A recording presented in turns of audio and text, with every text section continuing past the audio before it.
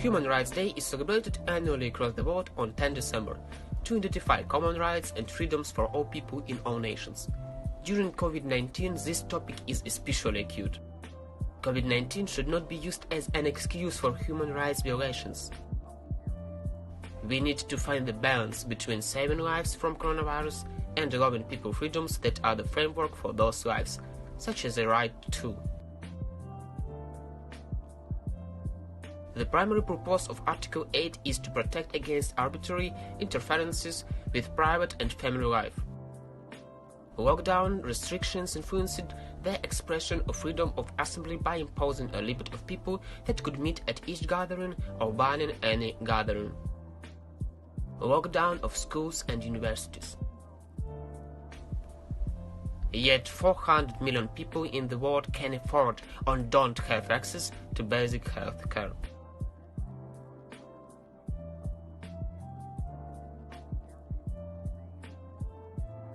The most frequent reasons for seeking legal assistance of health workers in a pandemic COVID-19 are lack of providing of personal protective equipment, evidence that COVID-19 is an occupational disease, the right to a safe workplace.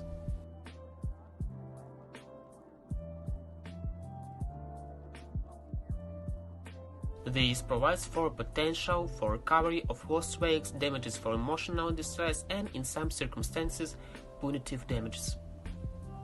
The COVID-19 has given you insight into the essentiality of the hospital system to the health and safety of populace. However, it has also placed an exceptional burden upon the system, which may have a negative impact on patients.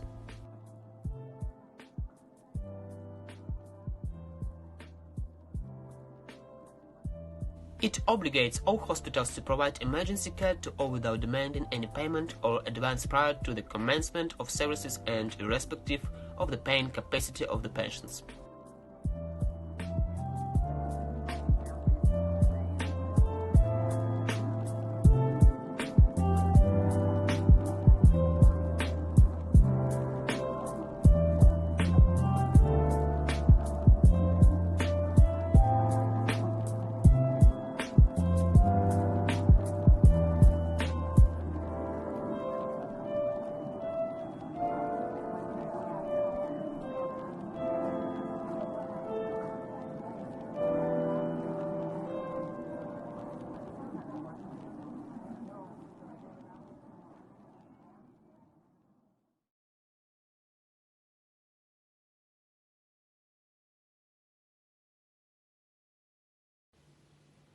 I am Shulgi N.V, Group 08 Medicine, a student of Donetsk National Medical University, Ukraine.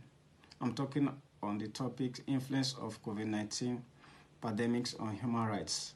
The actual and potential human rights impact of the pandemic includes all human rights ranging from the rights to health and to education, to labor rights, to freedom from discrimination, the right to privacy, and civil and political rights. The COVID-19 pandemic potentially affects everyone's right to the highest attainable standards of physical, mental health, and to a standards of living adequate for health and well-being, including medical care.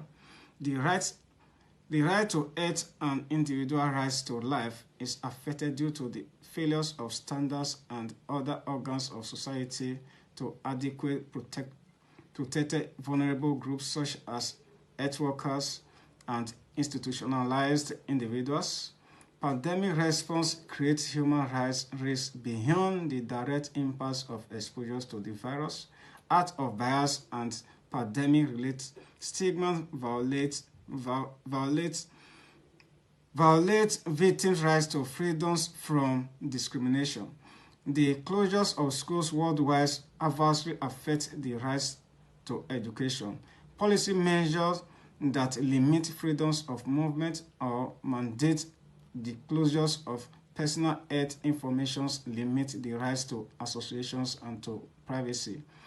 Governments that seek to silence journalists and healthcare workers are restricting freedoms of expressions and access to public health. Human rights defend are similarly under the threat during the pandemic. A key issue, as we have seen from recent developments, is to be on the alert to growing risk to civic freedoms and human rights defenders. In conclusions, every human rights identified in international standards is potentially affected directly or indirectly by the global pandemic. Thank you. God bless you. Good afternoon. My name is Hababa Fatima Veronica. I'll be talking about how COVID-19 has affected human rights. As a student of medical law, I took out time during this course to find out those rights that have been infringed on, and I realized that there are lots of the human rights that have been affected. First of all, the right to life. A lot of persons have lost their lives during this pandemic, and you can actually attribute this to the infringement on the right to medical care for free access to this. And this can also be seen due to the inadequate medical facilities to cater for an a sporadic increase in the number of people infected with this virus. Also, you look at the right to the right for free education, actually. The schools have shut down, and there have been the medium of learning has been shifted to an online learning. And some underdeveloped countries don't really have the means to cater for such type of learning. And so you realize that many persons are at home. They're not learning at all. And also you look at the workers' rights. So many people have lost their jobs and everything. And because they've lost their jobs, so the right to food and shelter have been infringed on, because there is no source of income to provide food. And so many persons have even died because of the COVID-19, not because they are infected, but because of no food, no shelter. And also the right for free assembly, more than 5 persons are not allowed to gather in one region because of the spread of the virus. And also the right to free movement. There have been restriction of movement, either internationally or locally. And the essence of this video is to point out these human rights that have been infringed on, and to make everybody know that these, although drastic measures are taken for the prevention of the spread of this virus, still the human rights should be considered also as not just an option, but something also important. Thank you, and do have a good day.